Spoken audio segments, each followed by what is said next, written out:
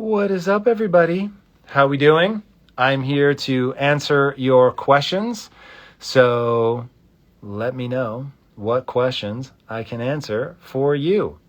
And welcome to the feed, Nina, Piedra, welcome. Resilient Sicilian, welcome. Good to have everybody in the feed. Good to see you guys. Welcome, welcome, welcome. I'm going to be answering questions, so make sure that you drop them. There's an official way to answer questions or to ask questions. Make sure that you drop them in there. I will also scan through the feed here. Hello, hello. Hope everybody had a wonderful 4th of July weekend, whether you're in America or not. I'm an equal opportunity well-wisher. What is up, New Zealand? Mad love right back to you, Kenneth. Wonderful to hear. Morocco. What's up, Morocco? One of the coolest things about social media is that you can connect with people all over the fucking place. It's crazy. Here's a question coming through. It looks like we've got them official questions. Okay, here's the first one. Settle them. How to stay consistent when motivation starts to decline. Okay, so first of all, motivation is the key. So you've got to find a way to get excited about the damn thing. So that really is a big part of this. Motivation. Wanting it.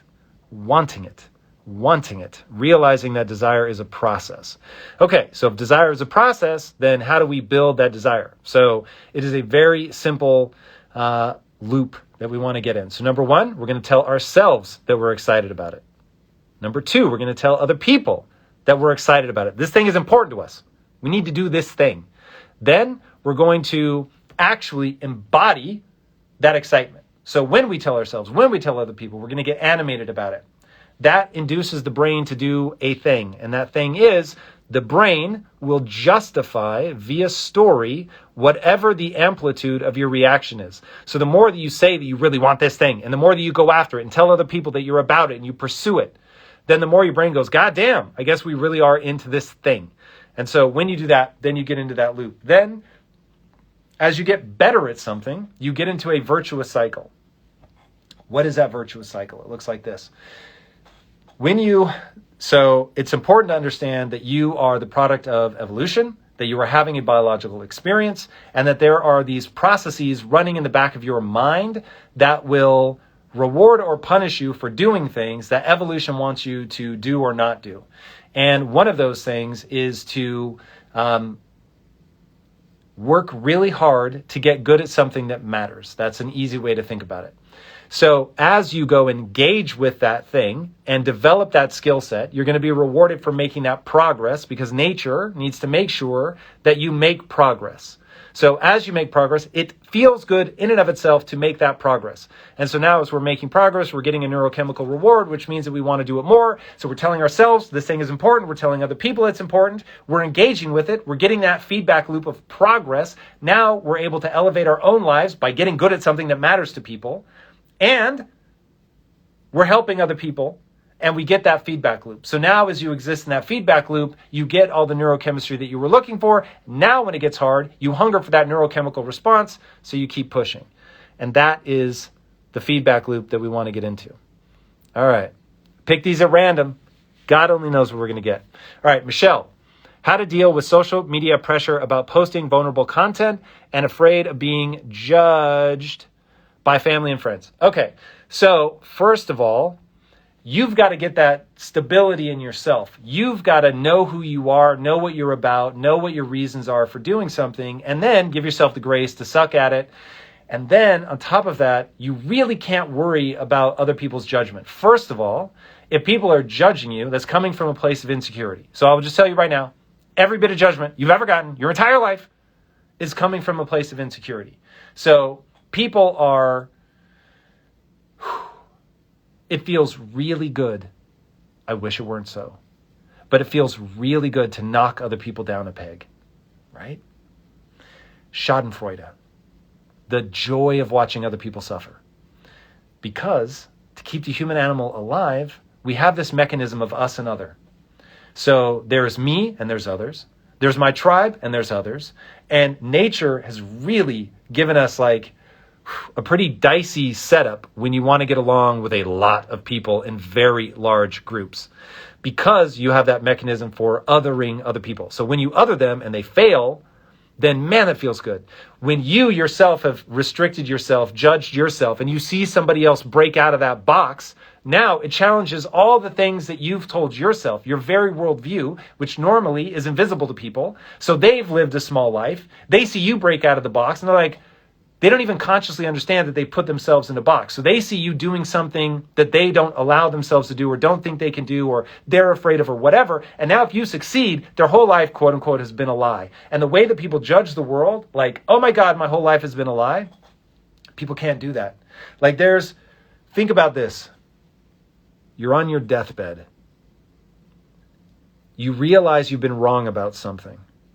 In that moment, do you say, well, I've got 15 seconds left to live. At least I can be right for the next 15 seconds? Or do you go, no, I need to hold on to this belief because I value myself for being right. And so the thought of suddenly realizing that I only have 15 seconds to be right and my whole life, I now have to believe I was wrong. What camp do you fall in? Now, I will advise you to fall into the camp that goes, well, at least I have 15 seconds to slightly improve things, because you shouldn't value yourself for being right. You should value yourself for pursuing the right answer. Because when you do that over a lifetime, it just always ends up being better. The problem is that most people judge themselves for being right. So they look at you breaking out of the box, they realize that they're going to get stuck in it or that they've put themselves in it. They're not prepared to invalidate that and open their expanse up, so they're going to judge you. So once you understand this is all coming from a place of like fear, negativity, judgment on themselves, and security, then it's like, why would you take that on yourself? Also, you shouldn't need to please them, right? Because either you're right to pursue this thing, to put this content out, to say what you're going to say, or you're going to learn, right? That's the John Maxwell phrase. Either win or I learn. Now, when you have that mentality of like, well, if I'm wrong about this, if I fall on my face, if I embarrass myself, whatever, at least I'm going to learn something. It's incredibly powerful. So that would be my advice on that. All right, this one comes from Flawless Healing. I'm 29 years old, male, and I lose my erection. Oh my God, this is already going to get interesting. I'm fucking fascinated. So one, I'm not even finished with the question. I'm going to thank you for your fearlessness here. Okay, I'm a 29-year-old male, and I lose my erection whenever I'm with a girl. But when I go home and turn on porn, I have no problem staying hard and climaxing. Sad face. Should I quit watching porn or masturbating? Okay, so first of all, not a bad idea to stop with the porn and the masturbating if we're having problems with the girl. So I have no worries about porn and masturbating in general, so this is not a moral thing. But it certainly will be useful to have that stored up. And maybe it's a pendulum and we go from, and parents, by the way, sorry, I did not know what I was clicking on, but I love it. I'm absolutely super into this. But if there are young people listening, maybe now is the time to set them aside. Okay, now that you've been warned. So you've got a pendulum. Over here, we've got can't maintain an erection. And over here, we've got maybe we're finishing a little too quickly. So let's swing that pendulum. Let's see if we can get all the way over to, okay, now we just got so many bullets in the gun that it's a little too rapid fire. So, all right, we're finding pathology on either side. I'm obsessed with this idea. There's pathology on both sides of almost every issue. So you've achieved pathology on one side. Now let's swing so hard that we get to pathology on the other side. And then the other, if I'm honest, this is probably an anxiety thing, right? So there's this whole thing called performance anxiety. I'm going to share a truly embarrassing moment in my life. So I haven't even talked about this on relationship theory yet. I've been meaning to, it just hasn't made sense yet. Which, by the way, if you guys aren't on YouTube subscribed to Relationship Theory, which I do with my wife, Lisa, fucking go subscribe to that show right now. It's the best content that we're doing. It's fucking amazing, but like nobody knows about it because we never promote it. Anyway, check it out. All right, so here's an embarrassing story. There was one time my wife and I were about to get into, and we were poor at the time. So we're living in this shitty apartment and the walls were really thin. And we had a neighbor that had like this really phlegmy cough. It was absolutely horrifying. And we were having like this really hot moment and it was going right where we wanted it to go. And then the neighbor starts hacking up this like phlegm ball and he just wouldn't fucking stop. And he's just going and going and going. And the more he's coughing, the more it's all I can pay attention to. And as he's hacking and I'm paying attention to it, I start losing my erection. I was like, oh God, it is the worst fucking feeling in the universe. And I was like, oh, this is so horrible. And the more that I was self-aware of what's happening and the more I was losing my erection, the more, oh God, I was just in a death spiral. And so I realized, oh my God, performance anxiety is like a real thing. And your brain can like go off on this total fucking tangent and you can get caught up in something else and completely fuck you up. So it's possible that there's anxiety around that, around the relationship, around performance, whatever. And now this is really a question about getting out of your own head and getting back into that moment with the person. And so might I recommend meditation? Because meditation teaches you to come back to the breath, back to the breath, back to the breath, that you can pull your mind away from whatever weird distraction is happening and get back to the breath. That's the key. So you want to get back to the moment, being there, not worrying about your erection, which can really fuck with your mindset, which then makes your erection harder to maintain. It's fucking nature's little game. It is absolutely hilarious. It's super frustrating. So you want to make sure that you're very cognizant of that. But anyway, learn to get your mind back in the moment so that you can enjoy it, so that you're not thinking about other shit. That's going to be the key. All right. Flawless healing, man. Mad props for asking that question. That was super fun. All right. Again, picking these at random. Okay. Purple Sky. What is your why as far as your career choices? Okay. So first thing about whys is to understand that you're going to decide what your why is. They're very intelligent, amazing people that are pushing this super bizarre notion that you're born with a why. You were not born with a why. Okay, first of all, as a species, the human animal has chosen to use culture as the way that we have become the most dominant species the world has ever seen. So instead of being pre-hardwired with everything, we come with the ability to wire to our environment. So the human animal is like, I don't know where you're going to be born into. I don't know what culture, even what time period. So I'm going to let you be this sponge that can learn and grow. So the odds that we come hardwired with the desire, and the example I always use is Steve Jobs, born 1,000 years ago, would not have had the why of bringing technology in the form of an iPhone, right? So we all know that. So if you know that you can choose, now it's going to be within a band that speaks to your personality. It's things that you naturally respond to, but you're going to build that up over time. So you have this ability to build things up, to make something a bigger and bigger deal in your life, but you're going to decide on something that speaks to you and turn that into your why. So for me, my why at Quest was to end metabolic disease. When I decided to leave that company and start a media company, it was all about making sure that nobody gets to the age of 15 without encountering a growth mindset. Now, why did I decide that? Because of personal experiences, because of my own personality. That was just something that really spoke to me. And so I wanted to engage in that, having worked in the inner cities a lot and realizing that intelligence is evenly distributed, but frame of reference is not. And so if you have a mindset that tells you the world doesn't want you to succeed, or that, people from your neighborhood are never going to make it, or you've just never been around people that think in an uplifting way, then I want to make sure that I solve that problem. And so knowing that I could do that through story brought me back to my first passion, which is storytelling anyway. And so I decided in that moment, okay, I'm not going to focus so much on health, though that's still something I care deeply about.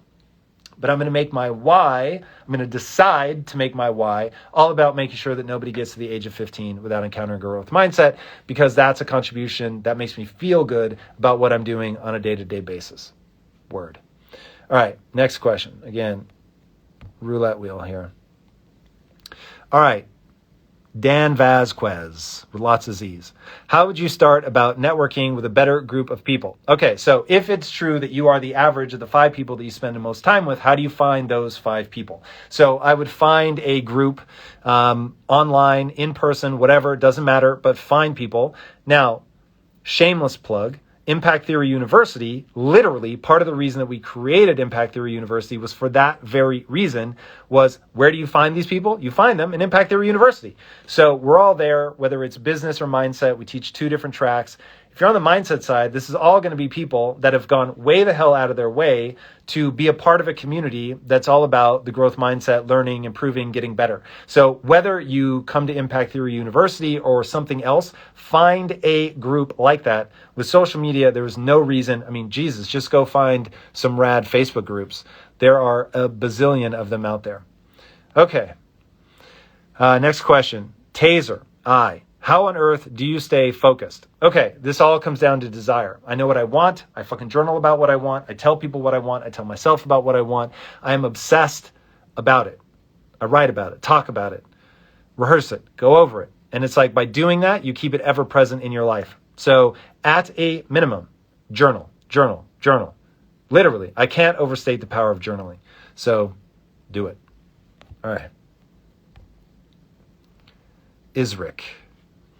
How do you not fall back into your bad habits? Okay, so first of all, success is so fucking thrilling that is just a big part of making sure that I'm doing the things that I need to do in order to move towards my goals. So it's what I call the physics of progress. So making progress is a foundational pillar to human happiness. So I know that I need to progress. I know that all of my habits are designed to help me make progress. So if I want fulfillment, because that is the most resilient emotional state that you can be in, it's the thing that feels the best in the long run, then I know that sliding into my bad habits means that I'm going to emotionally devolve. So it's the same reason that I can stay on point with my diet, is that when I eat a bunch of ice cream, I get brain fog, my joints hurt, my lower back starts to hurt, I don't sleep as well, I feel hungover, like it's just, I don't want to feel like that. So it gets pretty easy to stay on point with my diet because I want to feel good. So it's about having the self-awareness to understand how the things you do impact how you feel and the outcome that you want. And there's just such a direct line between my habits and routines, my belief system, all of that, and the way that I feel and what I've been able to accomplish, and then not doing those things, which would be fun in the short term, but in the long term end up having real tangible consequences.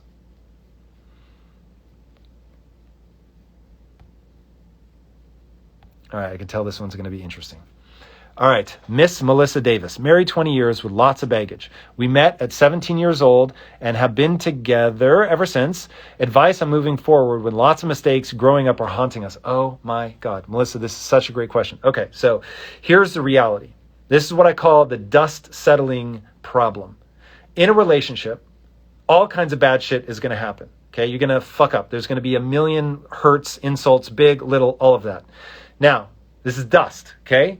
Like even just thinking about all the little things, dust is settling in your relationship. You have gotten you've talked through it.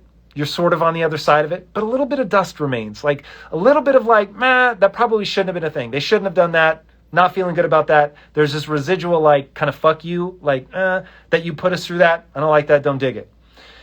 This is where people run into problems. Because if you let that dust settle, no one piece of dust is problematic. So it's this isn't really a big deal. I'm going to sweep this under the rug. I'm just going to move past this. I'm still a little bit annoyed, but maybe I shouldn't be. And so whatever, I'm just going to leave it be.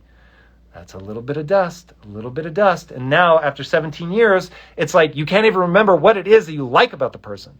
So my thing is, fucking A, you've got to clear that dust off. It is not enough to have the conversation. If you can feel that slight resentment inside of you, you've got to do the work of fucking letting go of that.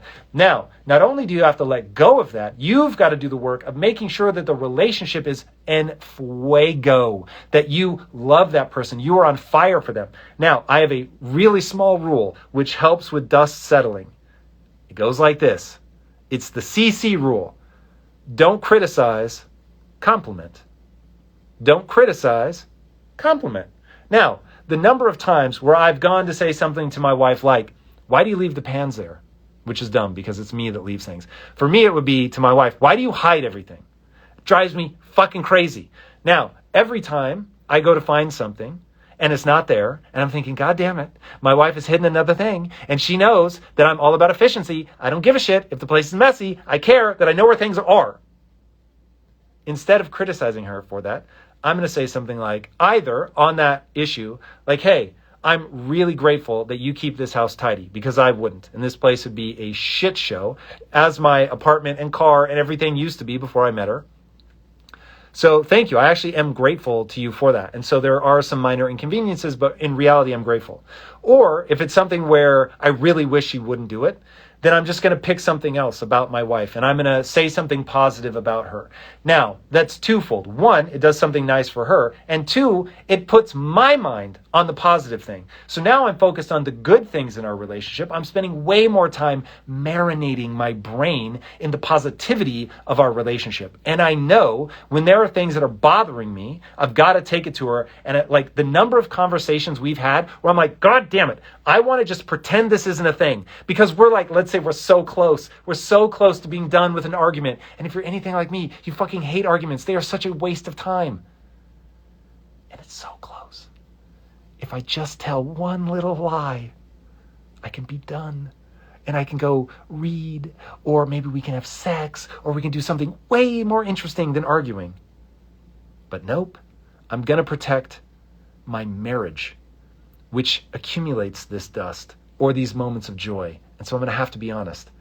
And so with my wife, even though I have caused a gazillion arguments by saying, actually, no, this is what I really think. And it can be as dumb as, do you like this shirt? Nope, I don't. I don't think that shirt's flattering. And I'm fucking honest. Or it can be, I can't remember the exact thing, but we just had an argument, I don't know, maybe a week ago. And she was like, oh, I think we agree. And I was like, we actually don't. And it was a moment where I could have just ended the argument, and we'd probably already been going for like an hour. And I was so tired and bored.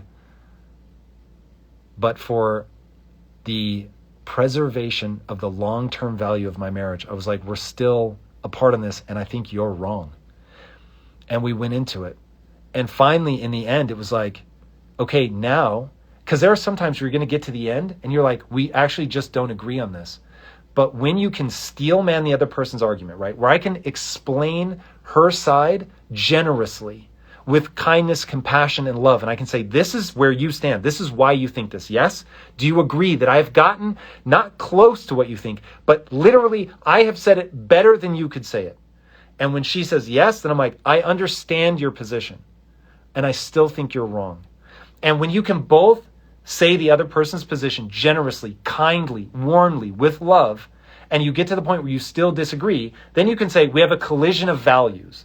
Cool. Now at least we know we have a collision of values. We can put rules around how we're going to handle the collision of values. But when this whole time you've either had collisions of values, or you've just not been totally honest and navigated that relationship, or you've done that but not like made sure that you're doing fun things, that you're complimenting, that you're loving each other and spending time in like that joyful exchange, lifting each other up, having sex, touching, like just doing rad shit, getting away and having fun, playing, like being playful. In fact, just the other day, I was annoyed about something. I forget what. It was super fucking minor. And I was just like, okay, I can feel that I'm not in an optimal, like playful mood. So then I was just like, even though I don't feel playful in this moment, I'm going to act playfully.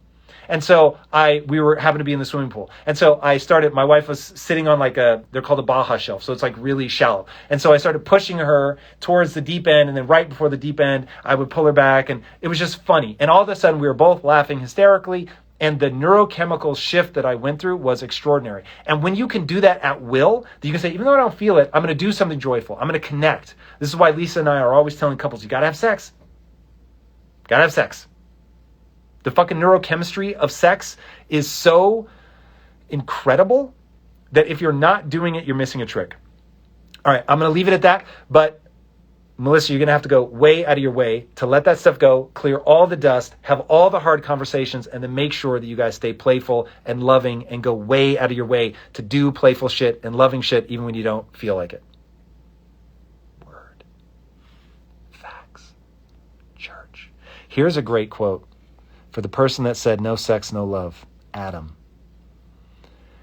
This fucking changed my understanding of women and myself. Women need to feel loved to have sex. Men need to have sex to feel loved. Oh, shit! When you understand how true that is, that gets to this divide. So we're living through an utterly fascinating time right now, where people are trying to say that we're all the same. We're 50% the same. We're 50% super fucking different. And once you understand that there are these huge differences in just the sort of way that we come into the world, neither one is better. They're just fucking different. And when you understand that there are huge overlaps, huge, but there are areas of difference, once you understand like the fundamental approaches, then things get way easier. Now, you may think it's weird, but once you're dealing with the world the way that it is and not the way that you wish it were, oh my God, everything gets so much easier. So my wife and I really began to understand each other when I understood, oh my God, like I've got to show her all the ways that I love her. I've got to show her. I've got to make sure she feels the love. Then it was like, okay, this gets a lot easier. And then she understood, oh my God, like he needs that physical touch. He needs that connection. He needs that neurochemistry in order to feel connected, which will then prompt him to be more loving. It was such a huge breakthrough for us. So, word. There it is. Let's get to them questions. Random. Roulette wheel. Never know what we're going to get. King Germain. How do you make a tough decision when you're wrestling with the pros and cons and the consequences of changing your entire life? Okay, so one, I am so aware that I can make a radical change, it be wrong, and then just backtrack. So I'm just not paralyzed by indecision. So I think it is really important to have rules in your life. So I am super okay with making mistakes. I am absolutely tyrannical about never allowing myself to stand still. So I'll give myself 72 hours to think through something if it's really important. But if at the end of 72 hours, it isn't clear which way to bounce, I just fucking bounce. I just do something. That is critical. Now, you will learn 1,000 times more by doing than you will by thinking. So I know, I might go into this, it might be stupid, it might be a mistake, but I can always backtrack. The only thing, like kids are the only thing I'd be real thoughtful about because there's no taking them back. But other than that, in fact, the best advice I ever got about kids is this, because you're never going to be able to think your way. In full disclosure, I decided not to have children. But you can't undo it. And B, you're never going to be able to think your way to a real answer. So this is the best advice I ever got. Tom, have kids, don't have kids. It doesn't matter. But whatever you do it all the way. Have kids, don't have kids, but whatever you do it all the way. Great fucking advice. I don't think there's better advice to have. Like once you decide you're going to have kids, fucking do it. Love it. Lean in to all the joy. Do not waste a single second resenting that you decided to have children, right? Do the best that you can. Fucking love being a parent. Look at all, like frame of reference. Make that shit the most important thing you're doing. Make it the most exciting thing that you're doing. You don't have to give up everything for it, but like lean into that shit. And if you're like me and you decide not to have kids, don't fucking lament because I really want kids. I just want to not have kids more than I want kids. So now I'm like, I'm not going to waste all my time lamenting that I don't have kids. I'm going to be like, yo, think about all the things that I get to do because I don't have kids. So to me, it's like, that's the key. Most things you can unwind and redo. And if it's something that you can't, you can always create the frame of reference to make sure that you're looking at the good instead of the bad. So be fearless, my friend. All right. See what we got here.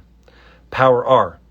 If you're a cashier at Walmart, how do you find a real purpose in life? Oh my God, this is amazing. I love this. Okay, so here is the reality. We all get to decide what our purpose is. Now, you want to pick a purpose that is aligned with the truth about the human condition. So you're the product of evolution. You're having a biological experience, which means you will have a neurochemical response. So you will get rewarded or punished based on what nature wants you to do. Okay, so if I know that's true, what does nature want me to do? Nature wants you to have kids and stay alive long enough to have kids. Now, one of the things that nature leverages to make sure that that happens is a tribe. We are a tribal animal. So we are social. So you're going to get rewarded for pro-social behavior. So if I'm somebody at Walmart and I say, hey, I want to stay at Walmart, let's just say, right? Because of course you could gain skills and go somewhere else. But let's say that you've decided for whatever reason that you want to stay at Walmart. Rad.